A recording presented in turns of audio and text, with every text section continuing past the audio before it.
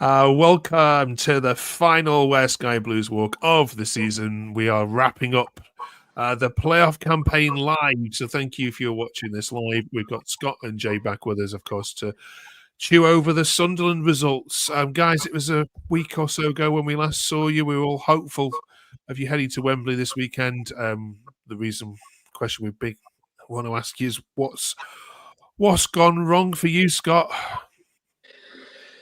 Well, I thought I was there on the Friday. I thought we had a decent game. I think we probably discussed it a week or two before about them sitting and trying to grab a goal.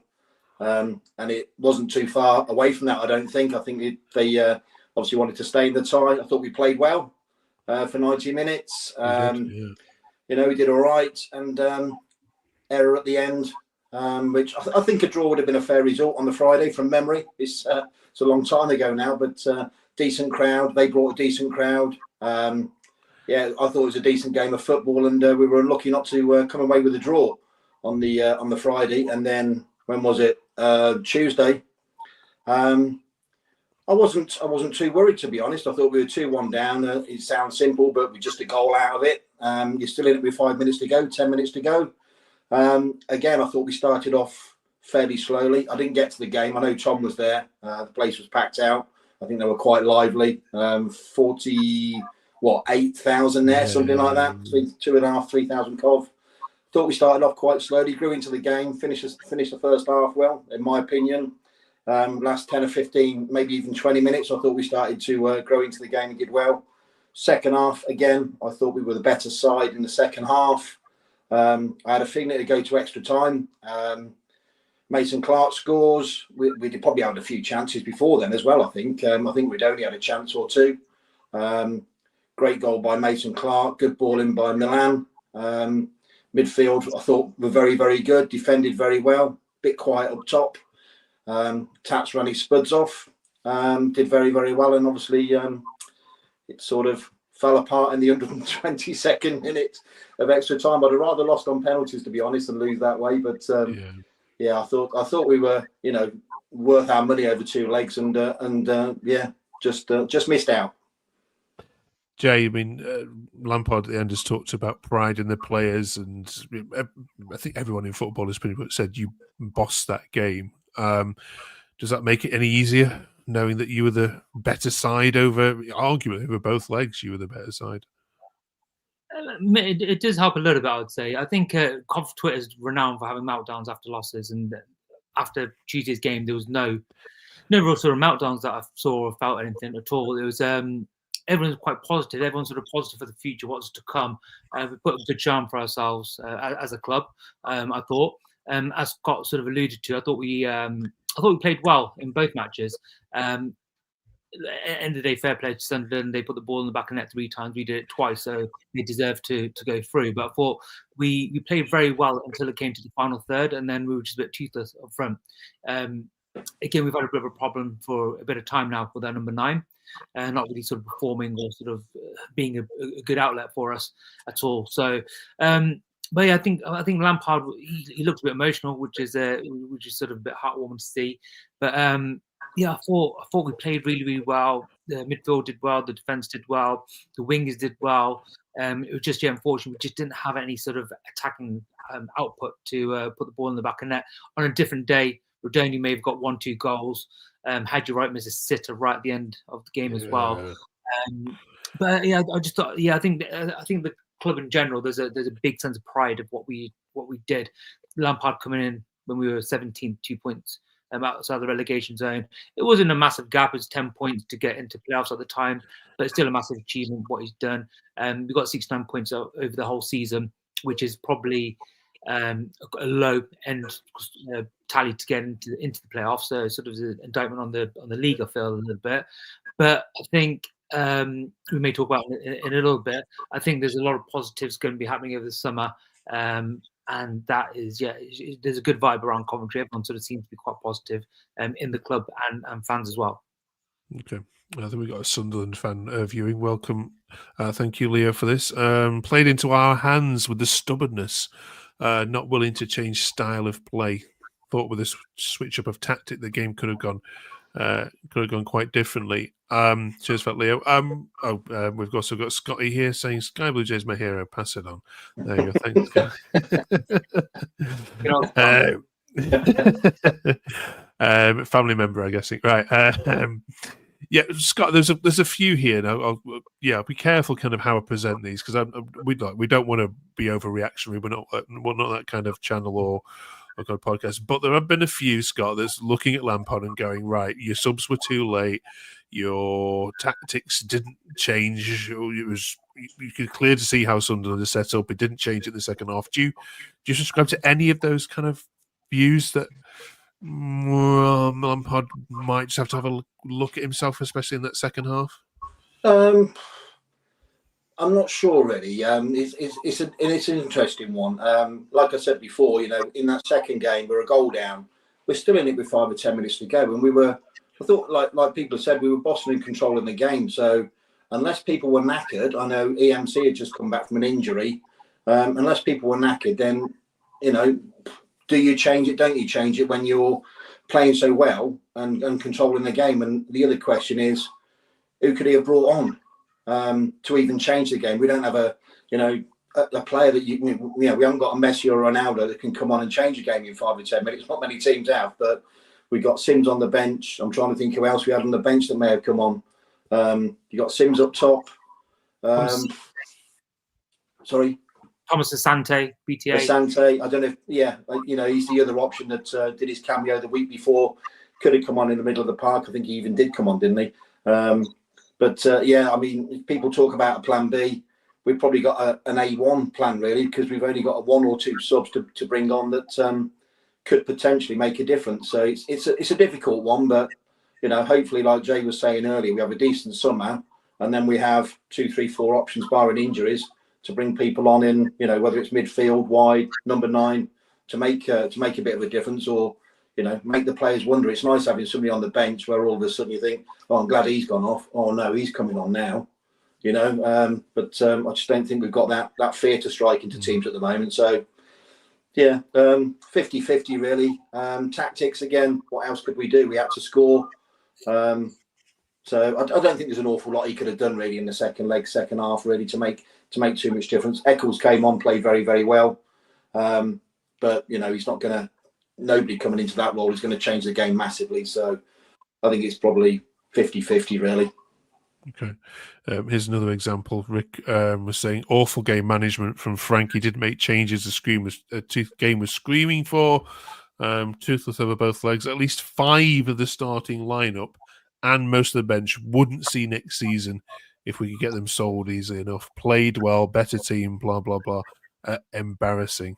Yeah, like you said, Twitter can be quite reactionary, can't it, Jay? But I mean, of the team being mentioned for potential being out, Lampard himself has featured, Jay, in the recent days following that, and conversations have been, well, he's proven to be a good manager again now. He might be ready for a Prem move. Do you see that happening?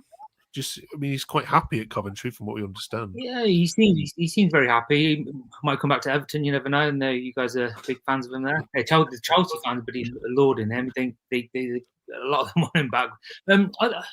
I don't really think he will go this summer. I think, like most people, everyone's sort of got a different opinion on Frank Lampard as a manager. As a player, obviously, he's a top player, but as a manager, I think people are sort of quite split on him. They sort of put him in the category of Wayne Rooney, Steven Gerrard, even though he's quite clearly surpasses them in his ability as a manager. I don't think he will jump ship, just purely for the fact that he sort of really brought into the whole sort of ethos of Coventry, and he sort of really gets on with the fans, and you can tell he's quite sort of pumped. After that interview afterwards, you can sort of tell he's quite pumped up with what's going to happen next year, and he's got the bit by his teeth, and he probably doesn't want to be that sort of manager that's jumping ship every couple of seasons as well. Obviously, he left Derby quite early on to go to Chelsea. He did well at Chelsea in my eyes until that second season where he got sacked. Obviously, saved Everton that one season then, but I wouldn't say he would have got relegated. So I personally think his ability is maybe top-end Championship, lower-end Premiership, but then realistically, is a West Ham going to take a punt on him? Is a Everton going to take a punt on him? Is one of the 3 boys that come up take a punt on him? I don't really think that will be the case at all, because it is quite risky, because he's only been in the job for what, 6 months, 8 months, something. So he's done well in that period of time. But yeah, I just think he sees his project. He's going to get backed this summer by Doug King, and he can sort of push on. I've always said you've got to judge him probably next summer, really, as a Coventry fan and also as maybe a third party looking at him. He's done a fantastic job. Yes, he's got great coaches with him. Yes, as well. But it may be sort of a bit of a manager balance, a bit of a honeymoon period. You really have to sort of get your feet under the table and see how he does in the sort of long term, really. So again, sort of touching on a point about the plan A, plan B and stuff. It's not a squad. He's brought one player in, as Scott said. We've got Ellis Sims coming off the bench. We've got Brendan Thompson coming off the bench. Haven't really sort of done anything this season. So again, I'm going to judge him after this summer about who he brings in. He hasn't got any wingers. You've got two wingers. We lost one of them. He had to change formation. That was his sort of plan B. It was quite a defensive sort of formation they had to play in. But I'm really going to judge him. Well, I'm going to sort of have a look at him and what he's doing after this summer window, because then we need a couple of wingers. We need a number 9 as focal point. Let's see what he does. He brought in Matt Grimes, top player.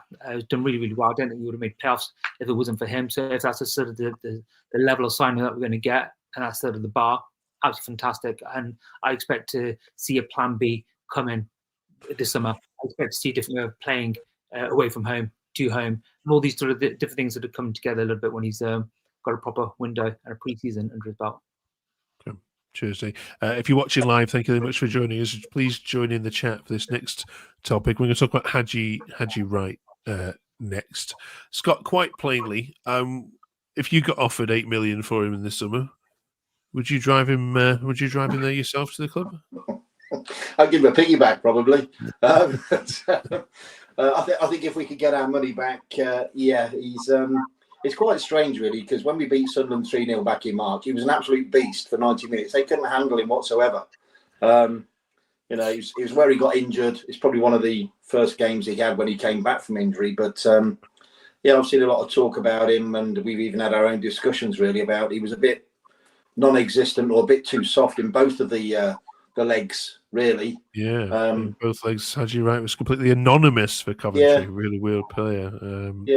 It was just quite strange, and I must admit I expected a bit more, but I've probably said it before and said it in a few chat groups about I have a I don't know, issue's not the right word, but I don't think we get our number 9 involved too much in the game, apart from his hat-trick. I don't think whoever plays there, even last season, I know Sims scored quite a few goals last season, but certainly this season, whether it's Sims or Haji or BTA, Thomas Asante, we don't seem to get the number 9 involved in the game too much, in my opinion. So I'd be quite interested to see how many goals they score out of the number of chances that they have, really. I haven't got those stats, but I think there's something that, you've got this 4-3-3.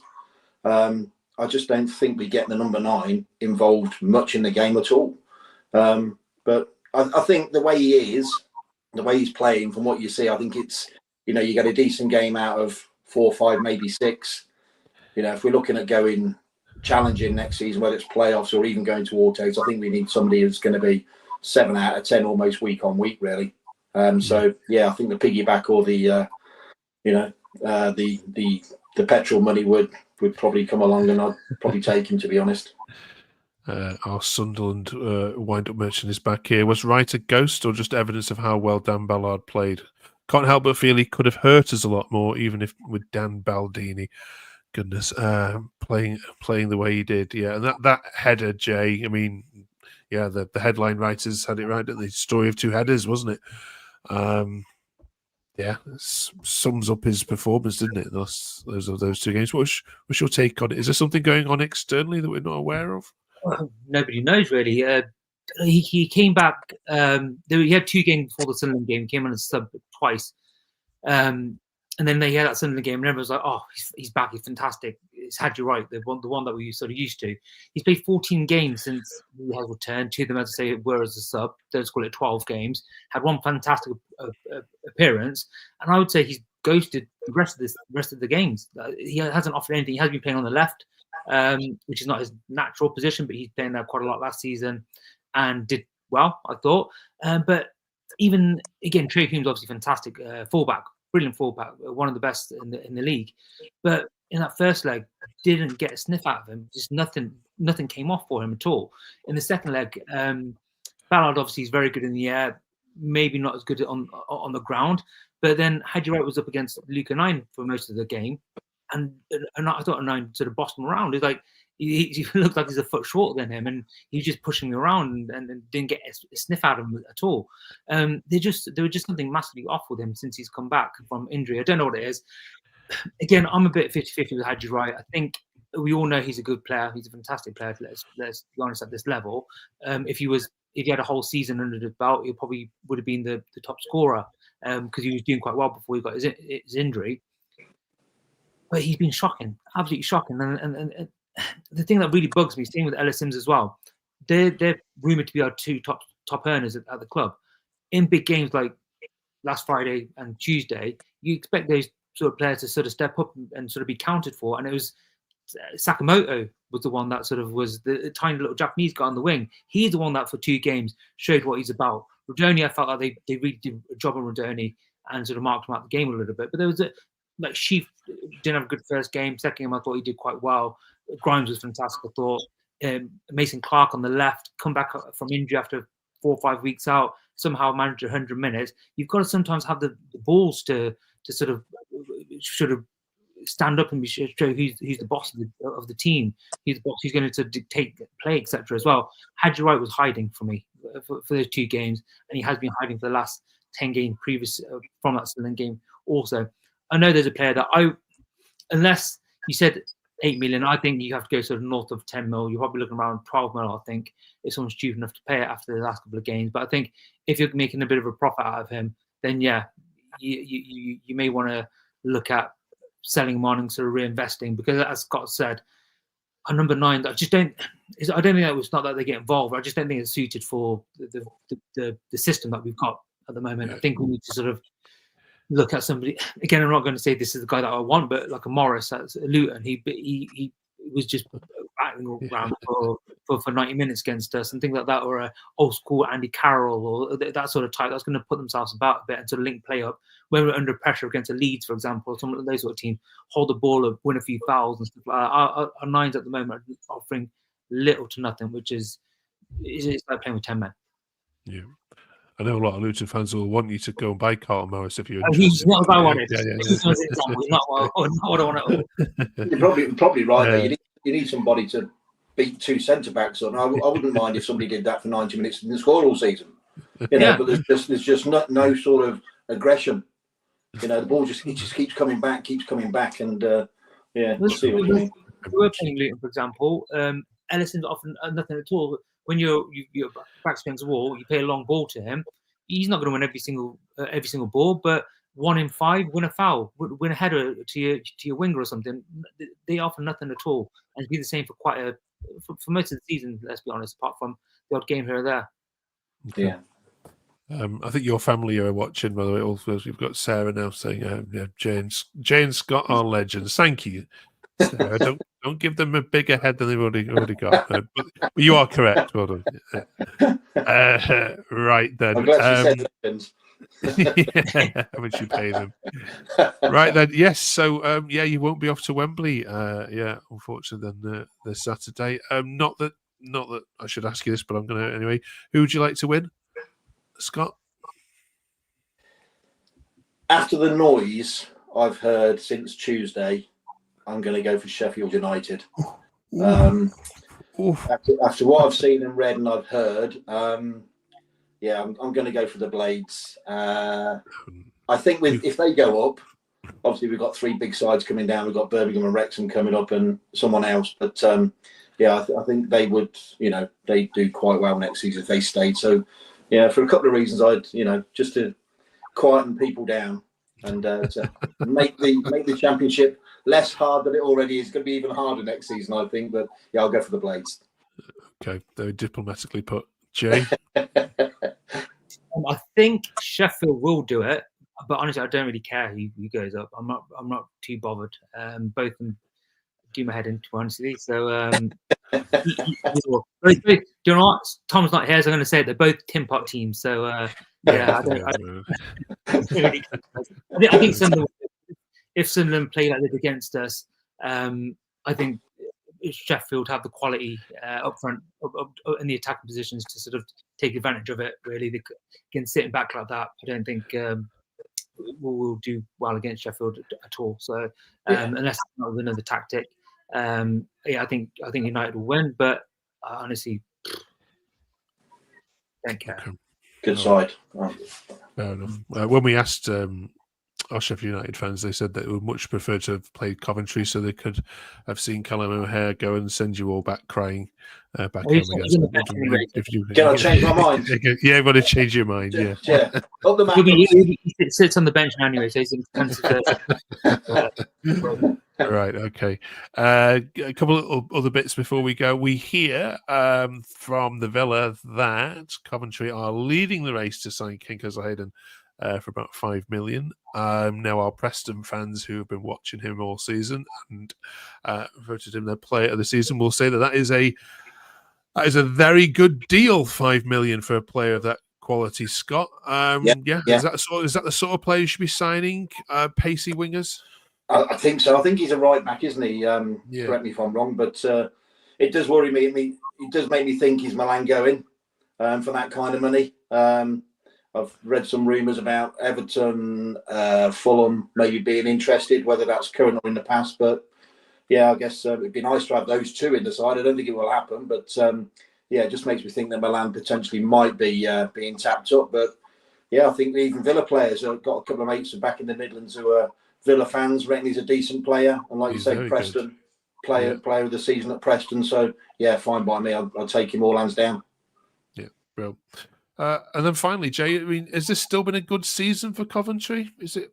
I know it's tinged with a little bit of disappointment, but if I'd have offered you 6 at the start, would you have taken it? Came 5th for a start. 5th, so, I beg your pardon. Yeah, the 5th, yeah. If offered you 6th. Offered you 6, yeah. Look, especially after the start we had.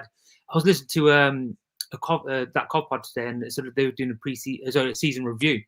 And I listened back to it, was a proper rollercoaster of a season we had. The win, you thought you're getting over this bad form, and then we still lose a couple of games, and Robbins gets sacked, and obviously Lampard sort of eventually came in. It's a proper rollercoaster. And when we were 17th, 2 points off relegation, playing as we were playing, the players were getting a lot of stick. They weren't getting a lot of love from the fans. I was happy to be finished mid-table. So to have this fantastic run, to get into the playoffs, to have this good vibe about into the summer, I would absolutely snap your hand off for it. Ideally, like next year, you want to come first or second, but it's going to be a very hard task to do that. But I think that we should sort of aim high as a club. Hopefully, I think the signing of the Preston right back Kessler Hayden would be fantastic. When discussing if Milan was ever off, I think he's the perfect replacement for him. Myself personally, I think they've got very similar attributes. So if that's sort of again the level of signing that we're going to get this summer, we do need quite a few people to come in. But I think there'll be 1 or 2 big players that will be leaving as well. So I think there's a good vibe around the club. And we'll just snap your hand off. Beginning of the season, maybe not. Around November, definitely would have snapped your hand off for it. Yeah. Okay, bro. Right. Well, you'll be glad to hear that is my last question. I'm going to throw at you this season. Can I just say thank both of you, and of course Ben, and of course Tom, for the last 40 weeks where we've been meeting up and chatting all things Coventry. Obviously, massive thank you to everyone as well who's tuned in, commented, liked. Very, very hard to grow any kind of new content on here, but we do all 24 teams, and our Sky Blues content is one of which we're very proud, and that is down to you two, and of course your 2 fellow compadres. As a reward, you can have the summer off from talking about Coventry. How's that? I don't know what to do. Yeah, exactly. I'll do some work and hang out with the family, unfortunately. You'll have to talk to the wife. Yeah. Oh, dear. Blimey. But no, thanks to you, Mark, as well, mate. Thanks for appreciate it. Okay, when we come back, it'll be new players, new teams. We've got Birmingham back, of course, and Wrexham to consider. And Jay, obviously being London-based, do you want Leyton Orient or Charlton? Either or, I was happy Wickham to go through as well. So I'm West London myself, so Wickham would be fantastic. So the other two are East London. I want more London teams, so it's easy for me to get to games. So yeah, I do want to start on just for the Matty Garden, I'd say. Okay, right, Bill. We will see you in the last week of July. Then have a great couple of months off. Thank you for all your support, and we will sign off now. Wishing you all well. Have a great summer, everyone, and PUSB. Cheers. Thank you very much. See you soon. Cheers. Thanks, Mark. Cheers, Jake.